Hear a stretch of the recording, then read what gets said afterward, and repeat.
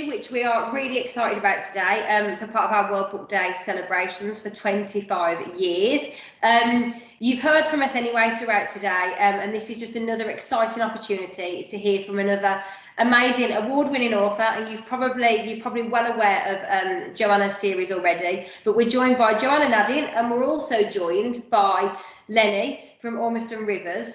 For any of you that don't know Lenny, he won our Make Yourself Heard competition last year, and he's been involved in lots of our conferences and our speaking events because he's just so passionate and so brilliant. So I'm going to leave them both to it. Lenny's going to ask Joanna lots of questions, and hopefully you can go away and look at the books and have a read and be just as passionate as part of our day.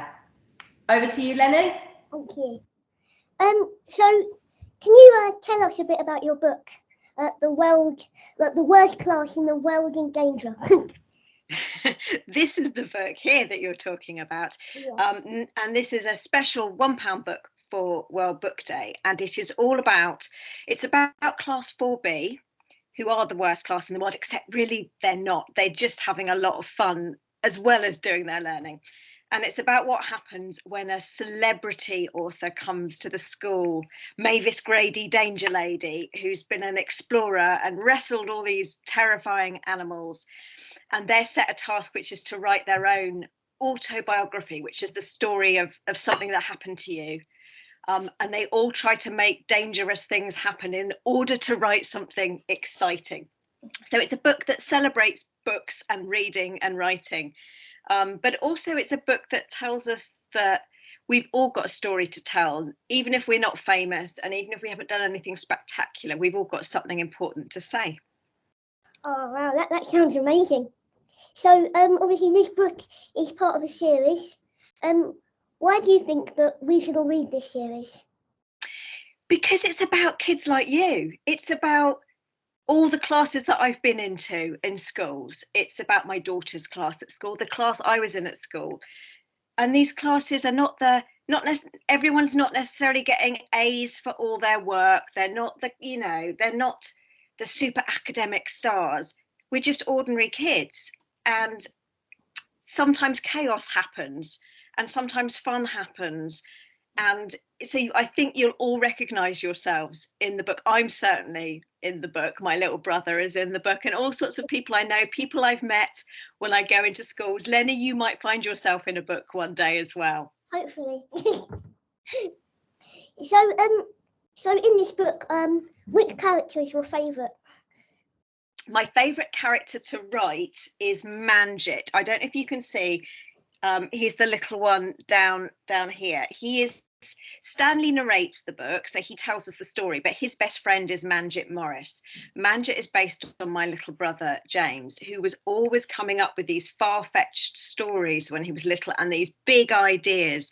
So Manjit wants to be the first human boy to do all sorts of very silly and probably dangerous things. And he is the most fun to write because his imagination is so massive. But I do also like writing Mrs. Bottomley Blunt, the really awful headmistress. It's much more fun to write the naughty or the bad people than it is to write the nice people sometimes. Oh yeah, definitely. When writing this book, did you have any inspirations that come to mind to help you write it? I did, like I said, all the children I meet, but one really special inspiration is for Mrs. Bottomley Blunt. And it's because when I was at school, we had this terrifying deputy headmaster called Mr. Pett. And if you saw him coming, you hid. And you could hear him shouting across the field, and he'd shout, "You girl!" And everyone would freeze thinking, "Oh my goodness, what have I done?" And we were all scared of him. But it turns out when you actually had to go and see him in his office, he was the kindest, nicest man you've ever met. So he is the inspiration both for Mrs. Bottomley Blunt, who is scary, and Mr. Nidget, the lovely class head teacher, who's really, really kind.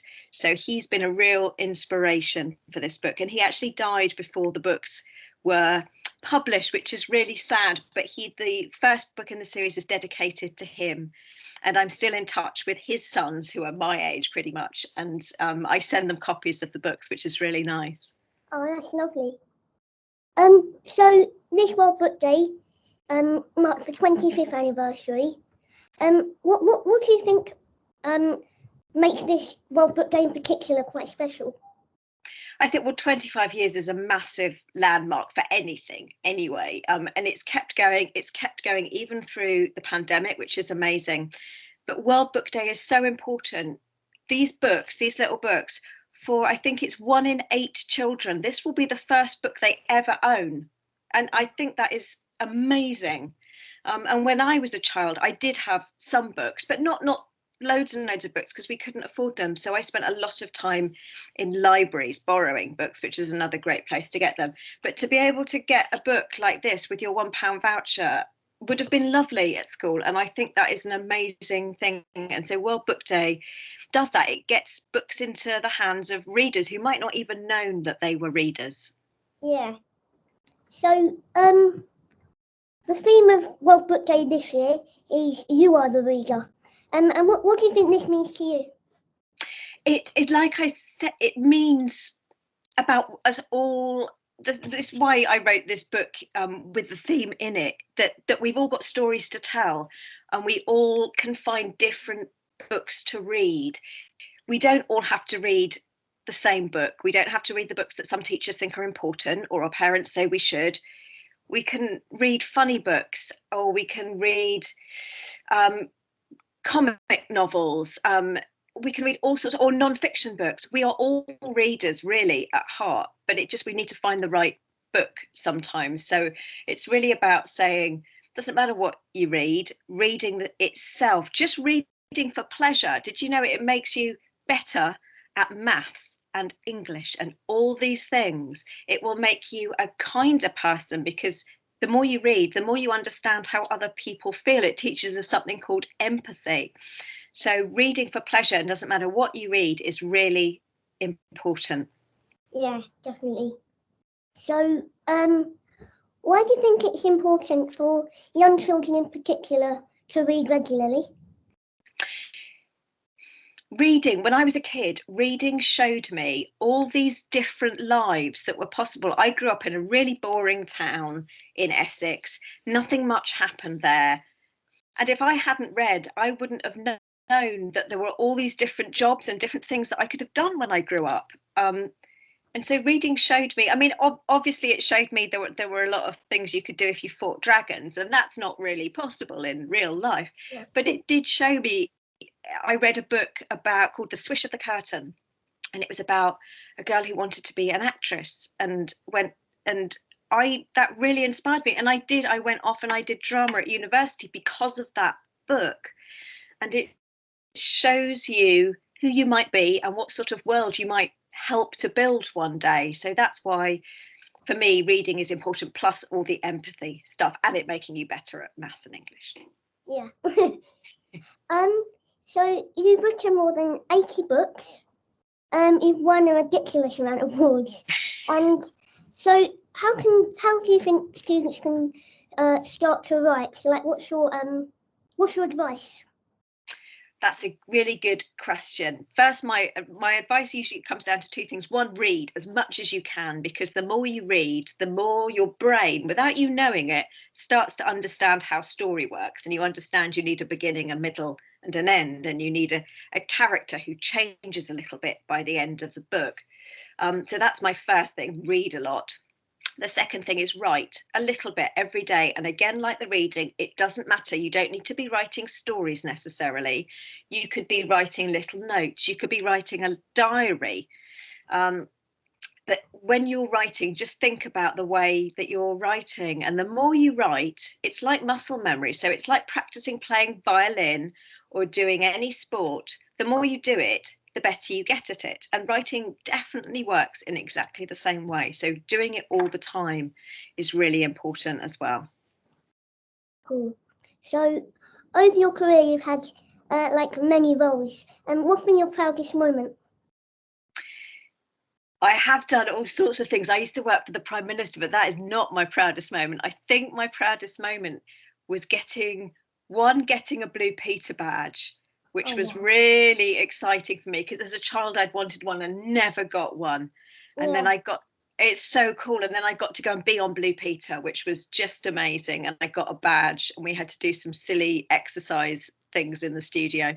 So that was really cool. And then also I got to be on University Challenge, which is a quiz show, which again I'd wanted to do the whole time I was at university and never got to do. And then I got to do it a few years ago, and we won.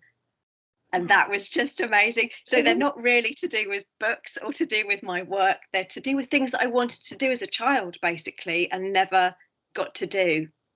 Yeah. Thank you so much for answering these questions. And yeah, I can't wait to start reading this book. And yeah, thank you so much. Oh, Lenny, thank you. You are a really good interviewer. Thank you. We pick you for a reason, don't we, Lenny? Joanna, thank you so much for that. It's been so exciting to listen to. It's been lovely just sat here listening in to you both. One final thing from me, really. You know, you mentioned a lot about reading, and obviously reading and writing and the passion behind it. And obviously the fascinating, really upsetting bit is what you said about the statistics, isn't it, around books and the students who are picking one up for the first time. And that's one of the amazing things about World Book Day. What would you say to those students in terms of resilience, which is obviously what we have to deal with a lot at school, especially since COVID and everything that's been going on? Just the resilience to keep going if you have given up, or if you don't think you're a good reader, or you're as good as your friends, etc. What would be your advice to those students? It doesn't matter what level you're reading at. I used to read, I remember sitting in Downing Street, so I was working for the Prime Minister, and I was reading, I'll show you the book I was reading, Arabal's Raven. It's for 6 and 7-year-olds. I didn't care. The Prime Minister saw me reading this. It didn't matter, because I still enjoyed those stories that were for much younger people. Whatever you can get from a story, don't be embarrassed what it is. Like I said, don't be embarrassed if you read comics, you read the Beano, that's still reading. And these places are good for building resilience. Books are a safe space, they're a place to escape to. So really, I would encourage you to just, whatever it is that excites you, doesn't matter. Doesn't matter what anyone else says. It's special to you, and that's what matters. And I still read these today. I still read a lot of kids' books because they still inspire me, and they still make me laugh, and that's one of the most important things That's so as well. important, isn't it? I think, I don't know what you read, Lenny, at home, but it's about the escapism, isn't it? It's so much about sometimes escaping reality just for a minute or two, just in silence on your own, or listening to it on audio, which is what a lot of our students are doing these days too, just to escape for a minute. And like you said, just learn something else that you didn't know, fantasy or not, about the world, I think. Right, thank you so much, Joanna. It's been absolutely lovely to listen in and to talk to you. And thank you as always, Lenny, for joining us. Thank you. It's lovely to Thank meet you, teachers, for letting us out for you. Thank you so much. Bye. Thank Bye-bye. you. Thank you, Bye. Joanna. Bye. Bye, Amy. Bye. Bye.